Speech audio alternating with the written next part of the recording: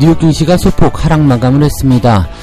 장중에 계속 약세를 면하지 못했었기 때문에 썩 좋다고 볼 수는 없겠습니다만 낙폭 자체가 크지 않았기 때문에 또 큰 부담이라고 볼 수도 없습니다. 자, 이유는 연준의 의사록 때문이다 라고 되어 있는데, 연준 의사록에서는 일단 금리를 올려야 한다 이런 쪽으로 많이 기울어져 있다고 합니다. 다 알고 있었던 이야기이긴 합니다만은 그래도 충분히 시장에게는 부담을 좀 줬고요. 자, 7월달에 FOMC 있는데 이때 금리를 올리는 것이 거의 확실시 되었다 이렇게 예상이 또 되고 있다고 합니다. 자, 이 부분들 같이 알아보도록 하고요. 증권사들이 그동안 매수 리포트를 계속해서 써냈었기 때문에 문제가 있다 이런 얘기가 계속 나오고 있죠. 자, 그래서 금감원은 일단 매수 일색 리포트를 없애자 이런 식으로 얘기를 하고 있다고 합니다. 증권사 리포트는 일단 전부 다 매수라고만 볼 수 있기 때문에 이런 부분들이 문제를 줬다 어느 정도 인정하는 부분입니다만 이것이 접근 방법이 조금 다른 것 같은데 이 부분들 한번 살펴보도록 하죠. 자, 큰 손들도 발을 빼고 있는 화장품주. 네, 여러분 알고 계시는 LG생활건강과 아모레 이 두 개입니다. 이거는 일찌감치, 조심하자라는 말씀 좀 드리긴 했습니다만은, 이 큰 손도 발을 뺐다. 자, 이럴 정도라면은 지금 남아있는 게 없이 그냥 너덜너덜하다라는 얘기죠. 계속 떨어지고 있다. 어떤 분은 바닥인 줄 알고 들어왔는데 더 빠지고 있다. 이런 식의 얘기를 하고 있는데, 자, 이 화장품주들 어떻게 봐야 되는지 알아보도록 하겠습니다.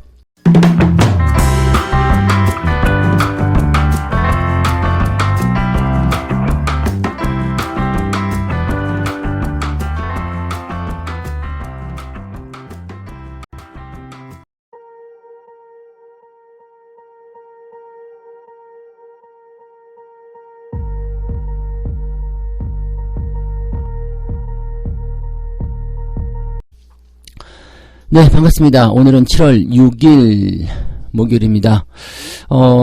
미국장이 하루 쉬고 왔는데도 정신을 못 차리고 있네요. 네, 독립기념일 휴일이었는데 총기 난사 사건이 굉장히 많이 일어났었죠. 미국은 이 총기 때문에 되게 무서운 것 같아요. 얼마 전에는 마약, 그 다음에 이번에는 계속 끊이지 않는 총기 사건들. 미국을 그래서 제가 여행을 가지 않고 있는 겁니다. 네, 알고 계시죠? 네. 자, 아무튼 그런 부분들은 아무래도 좀 뭔가 좀 부담스럽지 않나라고 생각이 좀 들긴 합니다. 근데 그거랑 경제랑은 별로 관계는 없고요. 일단은 의사록 때문에 주가가 좀 빠졌다라고 보시면 되겠죠. 그래서 정신을 못 차리고 있다라는 판단을 좀 내려야 될 것 같기도 한데, 근데 이 어떤 재료나 이런 규모적인 어떤 특징보다는 증시의 어떤 하락은 그렇게 크지 않았던 것 같습니다. 다우지수가 마이너스 0.38%, 그 다음에 나스닥은 0.18% 하락했습니다.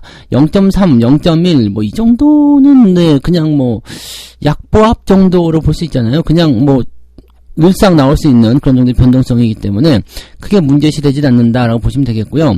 대신에 이제 다우지수의 모양을 보게 되면은 이 하락 자체가 계속적으로 진행이 됐었던 모양이기 때문에 약간의 부담감은 좀 있습니다. 그리고 나스닥 같은 경우는 오르락 내리락 하면서 결국에는 마이너스 마감됐지만 낙폭 자체도 크지 않았다라고 볼 수 있겠죠. 그래서 이렇게 따지고 보면 뭔가 경제적인 부분에서 좀 부담이 좀 있다. 경기 침체라든지 경제 지표가 좀 안 좋았다든지 그렇게 나오는 건 아니겠는가라고 생각되고 있고요.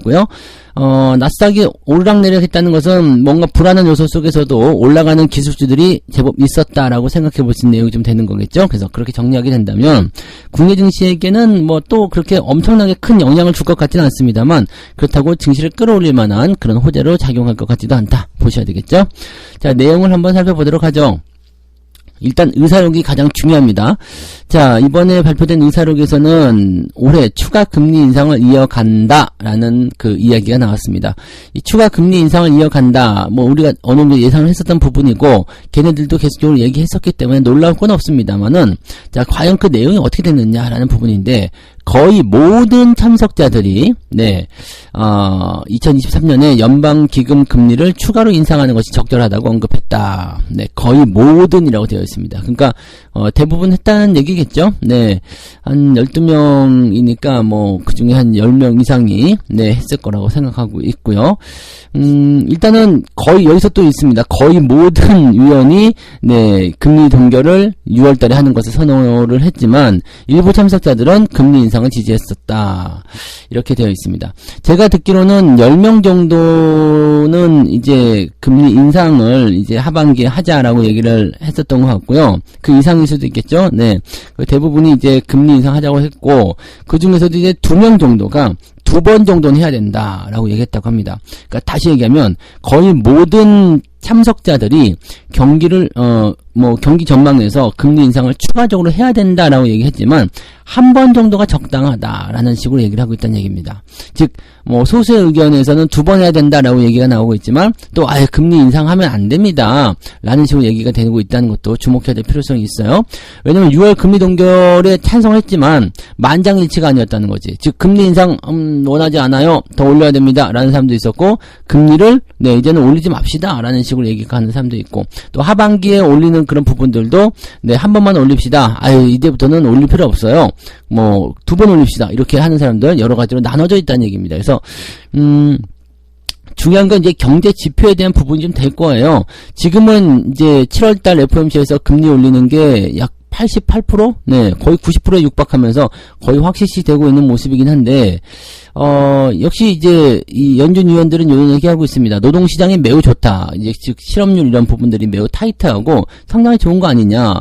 그 다음에 경제활동 모멘텀이 예상했던 것보다 더 좋게 나오고 있다. 그리고 인플레이션은 2%로 돌아가기 까지는 시간이 좀 걸린다. 그렇기 때문에 금리를 더 올려도 된다. 이런 식으로 얘기하고 있는 거죠. 근데 금리를 계속해서 올리는 상황이 벌어지니까 은행에 대한 어떤 부담감도 생길 수밖에 없잖아요. 그래서 높은 금리가 이런 은행의 어떤 파산이라든지 또는 경기 전반에 걸친 어떤 부담감을 계속 만들어냈었다라는 것을 연준도 알고 있고 또 그런 것들 인식을 하고 있다는 얘기거든요. 그러니까 이런 것들은 어느 정도는 주의를 좀 해야 되겠죠. 그래서 금리 인상을 앞둔 그런 FOMC 결정 이전에 CPI 지표라든지 이런 것들이 발표가 되기 때문에 이 부분들을 보고 나서 이제 연준이 금리를 한 번 더 올릴 수 있어요. 이번 달에 금리를 올릴 수도 있지만 만약에 CPI 지표가 대폭 낮아져가지고 3%대 초입으로 들어간다라든지 이렇게 되면은 연준이 금리 인상을 안 할 수도 있습니다. 갑자기 상황이 뒤집어질 수도 있죠. 그래서 그런 부분들 좀 기대해 보고요. 일단은 일반적으로는 CPI 지표 결과에 관계가 없이 금리를 올릴 것이다. 근데 이번이 마지막일 것이다. 이게 이제 대부분의 중론이 될 것 같다 생각됩니다.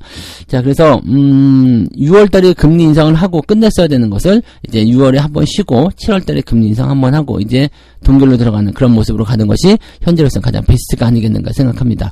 자, 그래서 이번 달 금리 인상은 어느 정도 마음을 열어놓고 기다리셔야 될 것 같은 느낌이에요. 아무튼 그런 이야기 나오다 보니까 경기에 대한 어떤 부분들이 니들이 얘기하는 것처럼 그게 좋지도 않은데 금리 또 올리냐?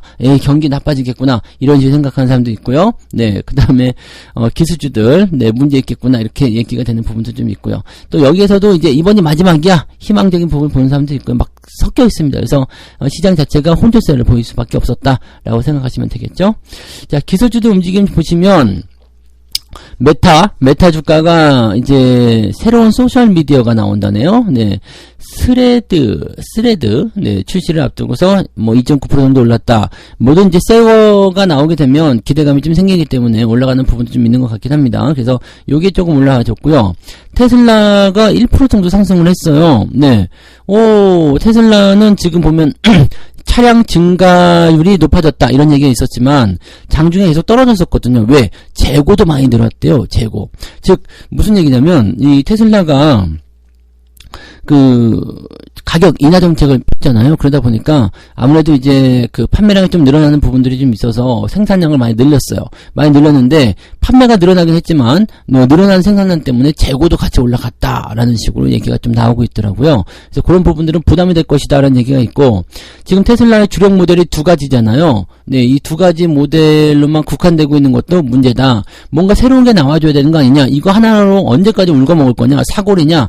이런 식으로 얘기가 나오고 있다. 그래서 여전히 테슬라에게는 위협적인 요소들이 많이 있다라는 거고, 당장 생산량 증가 이런 부분들, 그 다음에 이 판매량 증가 증가, 이건 좋은 소식이지만 그것의 이면에는 재고량 증가와 그 다음에 모델의 한정적인 모습들, 그래서 결과적으로는 매출이 더 줄어들 수도 있을 것이다, 이제 앞으로 계속 줄어들 것이다, 뭐 이런 식의 우려감도 같이 나온 것 같습니다. 하지만 결과적으로는 네, 주가는 상승했다는 거죠.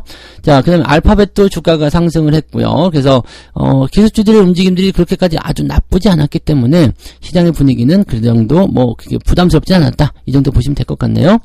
자, 거기에다가 미국 정부는 지금 첨단 기술 보호를 위해서 클라우드 컴퓨팅에 대한 미국 업체의 접근 제한을 준비하고 있다, 이런 얘기도 있다고 합니다.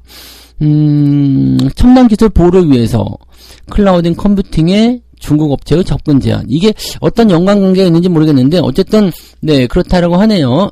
그래서 중국이 이제 이렇게 나올 거다. 첨단 반도체 수출 통제 확장을 메우기 위해서 첨단 인공지능 AI 반도체를 사용하는 클라우드 서비스 기업들, 이 기업들은 네, 중국 업체에게 서비스를 제공하기 전에 정부의 허가를 받도록 할 방침이다. 네. 그러니까 수출 통제 허점에서 이제 AI 반도체가 들어갈 수 있다. 그러니까 여기에 대한 어떤 규제가 이제 뭐 엔비디아나 이런 쪽으로 들어갈 수 있다는 얘기가 있었는데, 이제는 이 반도체를 사용하는 클라우드 서비스 업체들까지도 네, 통제를 받게 된다라는 얘기가 되는 거겠죠. 그러다 보면 이제 아마존이라든지 마이크로소프트 이런 웹 기업들이 네, 영향을 받을 수 있다, 이런 식으로 얘기가 좀 나옵니다. 그래서 이제는 서비스 업체하고 그 다음에 그 인터넷 업체라고 봐야 되겠죠. 이 인터넷 서비스 업체하고 그 다음에 반도체 만드는 회사들 전부 다 이 규제 안에 놓이게 되어 있다.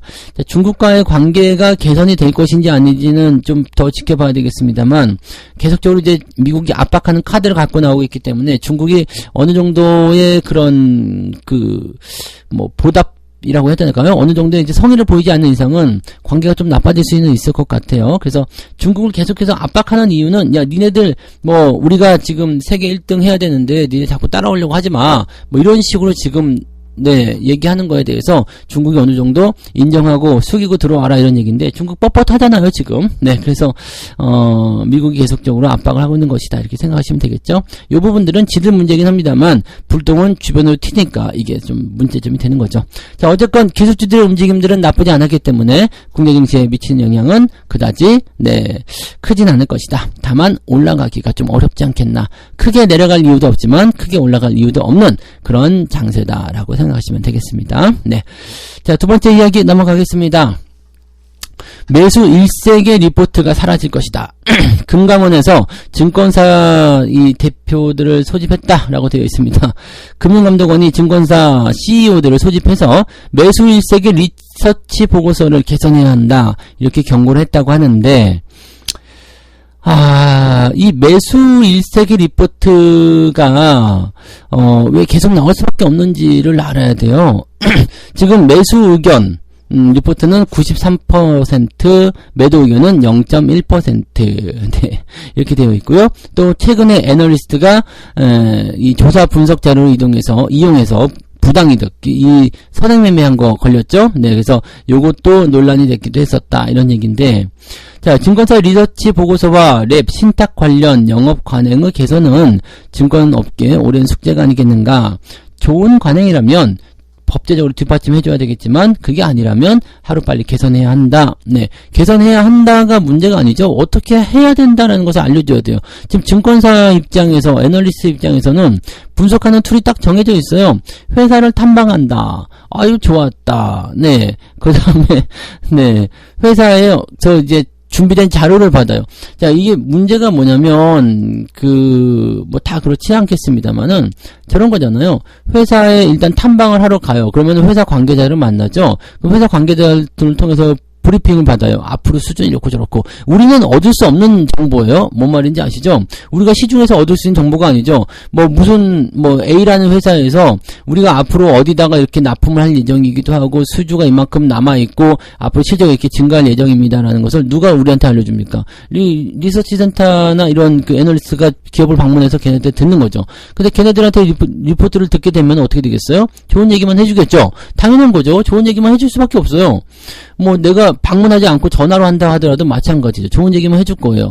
그리고 그 회사를 이제 만약에 나쁘게 이야기하면서 깠다. 네, 뭐 주변에 환경이 이렇고 저렇고 해가지고 뭐 막 그렇다. 그러면 다음부터는 니네 우리 기업 오지 마 이렇게 될 수도 있거든요.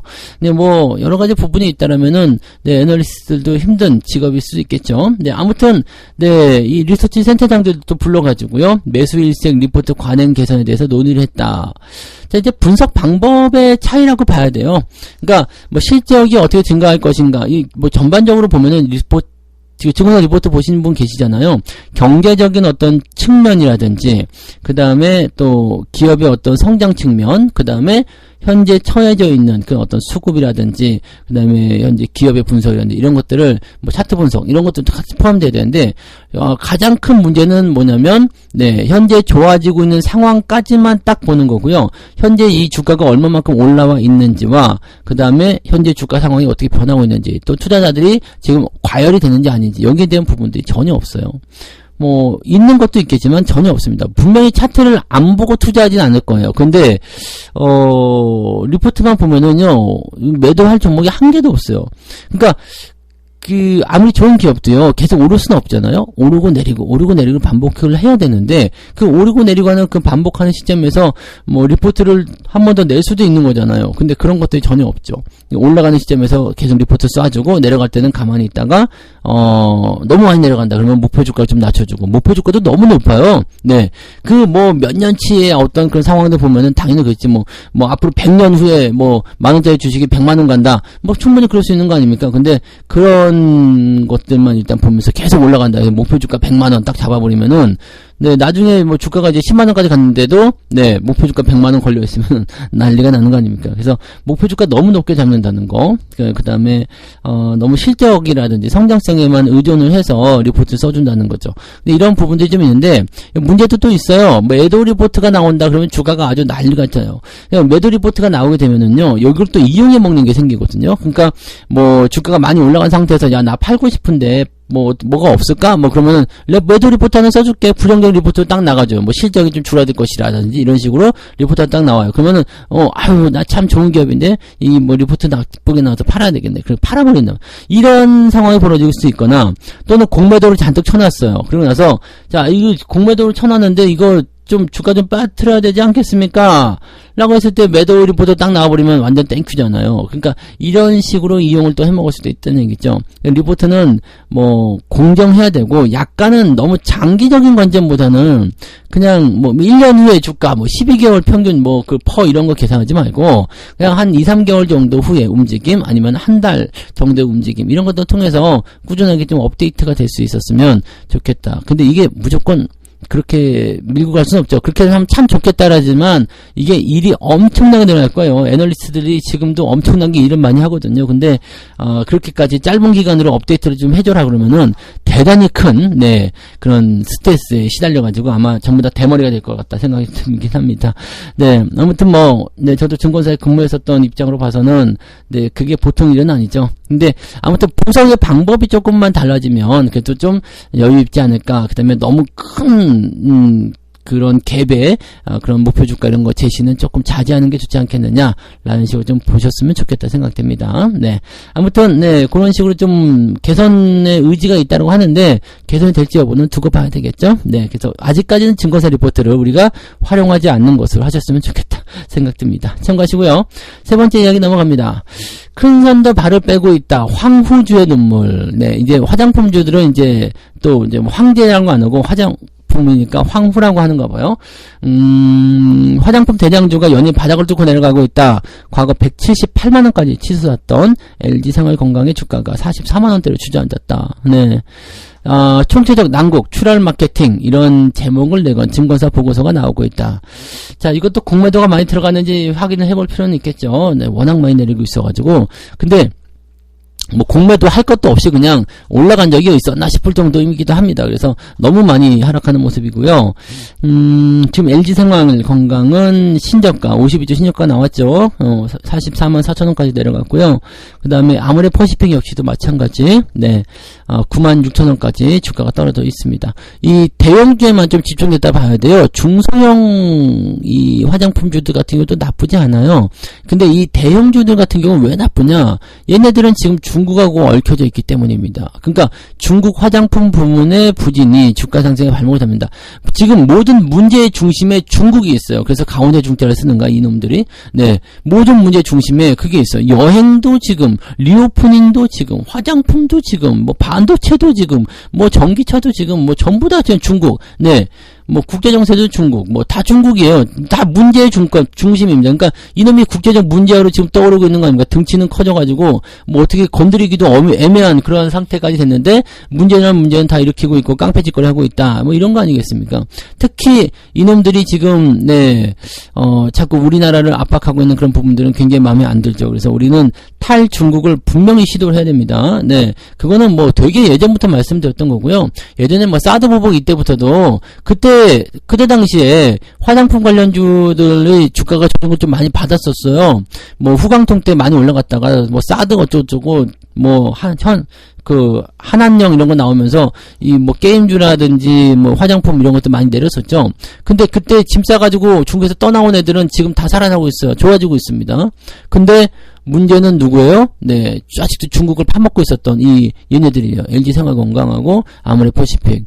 불과 뭐 몇 년 코로나 전까지만 하더라도요, LG생활건강과 아모레퍼시픽이 나쁘지는 않았어요. 왜냐면 중국 내에서 그 평가가 굉장히 좋았거든요. 근데 그게 계속될 수가 없어요. 중국 놈들은 좋다고 그러는 건 다 벗겨버리거든요. 그러니까 이런 비슷한 화장품을 또 만들고 있을 거고요. 뭐 기능성 이런 것도 나오겠죠. 그 다음에 그리고 나서 걔네들 또 마음이 어떻게 바뀔지 모르죠. 네, 그러니까 중국을 계속 파고 들어가면 안 돼요. 중국은 언제 배신할지 모르는 애들 아니겠습니까? 그죠? 네.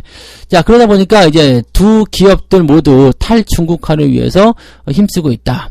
LG생활건강은 럭셔리 라인 더 히스토리 오브 후 이 용기에서 처음으로 한자를 배제했다. 어쩌라고? 네, 나 이거는 또 좀 아닌 것 같아. 한자를 배제하는 게 지금 탈중국화냐? 이게 아니지. 네. 아모레퍼시픽도 설화수 모델로 배우 틸다 스윈튼 누군지 몰라요? 네, 가수 블랙핑크인 로제 몰라요. 네, 아무 모르는데 아무튼 이 사람들은 중국 사람은 아니잖아요. 그러니까 이 사람들로 이제 모델을 바꿨다. 이게 탈중국화가 아니라고. 얘 지금 뭔가 움직임을 잘 모르고 있는 것 같은데, 네. 중국의 의존도를 낮춰야 된다는 얘기고 중국 공장을 철수시켜야 되는 이야기인데 물론 쉬운 얘기는 아닙니다. 공장의 철수는요 어마어마한 일이죠. 그래서 그런 부분이고 중국에 있는 이 시장 규모를 다 중국에 투자할 것을 중국에 광고할 것을 다른 쪽으로 넘겨야 된다는 얘기인데 이런 것들을 지금 뭐 용기에서 한자 뺀다는 거 이게 뭔 탈중국화요. 모델을 다른 사람 바꾸는 게 무슨 탈중, 이거 좀 뭔가 아닌 것 같은데, 네. 자, 그런 모습이고요. 그 다음에, 계속적으로 이제 이런 안 팔리니까 광고를 더 많이 하고 더 많이 진행하고 이런 부분들이 당장 중국 부문에서 적자를 기록하게 될 것이다라고 얘기가 나오고 있습니다. 좋은 게 아니죠. 그래서 이 탈중국화라는 것은요 중국 시장에서 조금씩 그 비중을 줄여나가는 겁니다. 뭐 그러면 배짱인 거지. 지들 필요하면 지들 찾을 거 아니냐. 뭐 필요하지도 않는데 뭐 거기서 뭐 지들이 정말로 원한다면 네 찾겠죠. 네. 찾을 거라 생각해요. 그리고 뭐 이제 뭐 한류의 어떤 열풍을 통해서 뭐 드라마 예전에 중국 애들이 한국 화장품 좋아하게 된 이유가 드라마 때문이었어요. 제가 알고 있던 중국 여인들이 뭐라고 했느냐?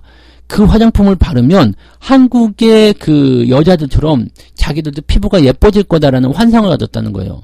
네. 그러면서 제가 이제 출장으로 중국에 갈 때나 이럴 때는 꼭 한국 화장품 뭐뭐뭐 이렇게 설명을 해줘가지고 그거 사다 달라고 그랬었어. 그래서 그 당시에는 한국 화장품이 그렇게 많지 않았기 때문에 뭐 그 이대 앞에 가면 요즘도 있나 모르겠어요. 이대 앞에 보면 이렇게 그 화장품 가게가 쭉 있었어요. 거기서 사다가 주고 그랬었거든요. 그러니까 그런 부분들이 있다는 거지. 근데 그거 이제 지금은 지네들도 좀 만들고 하니까 또 많이 써보니까 뭐 화장품인가 보다. 물론 우리나라 거가 좋긴 좋아요. 근데 그런 부분들이 확 와닿지 않았다는 얘기인 것 같아요. 그러니까 이런 것들을 좀 생각해야 된다는 얘기입니다. 탈중국화는 그런 것에서 벗어나가지고 지들이 찾게끔 만들어야 된다는 얘기죠. 네.